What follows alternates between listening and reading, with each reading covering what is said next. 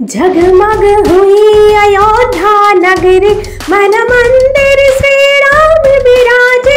आए घड़ी अब धूम धाम से हो निर्माण। राम राम घर घर में गूंजा, झूम रहा है ये जहान। जगमग हुई अयोध्या नगरी, प्रकट हुए श्री राम। जगमग हुई अयोध्या नगरी, मन मंदिर श्री राम विराजे। आए घड़ी अब धूम धाम से हो निर्माण। राम राम घर घर में गूंजा, झूम रहा है ये जहान। जगमग हुई अयोध्या नगरी, प्रकट हुए श्री राम। एक समय अयोध्या राजा छिलेन दशरथ, तार 3 रानी 4 पुत्र। रानी कौशल्यार गर्भेई जन्म नेन श्री रामचंद्र। आमादेर महाकाव्य रामायणेर नायक तिनि, तारই नामे रामायण। वाल्मीकि रचित रामायण अनुसारे चैत्र मासेर शुक्लपक्षी नवमी तिथिते तार जन्म। তাই এই সময় সেজে ওঠে অযোধ্যা নগরী। তার জন্মস্থান বর্তমান ভারতবর্ষের উত্তরপ্রদেশ রাজ্যে অবস্থিত অযোধ্যা।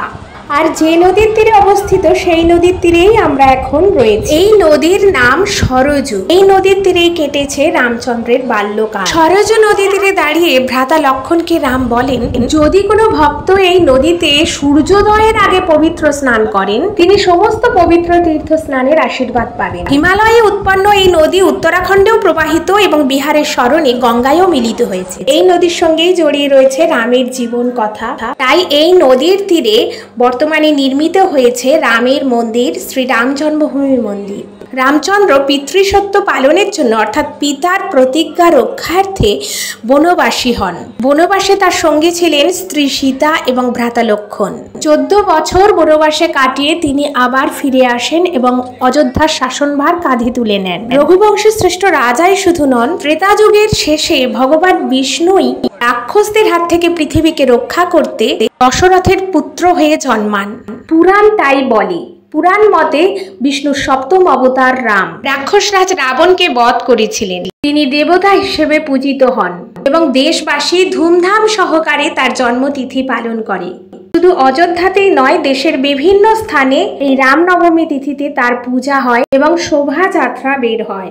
রাম, সীতা, বীর হনুমান, রামায়ণের এই চরিত্রগুলোতে সেজে ওঠে মানুষ। এগিয়ে চলে শ্রীরামচন্দ্রের রথ।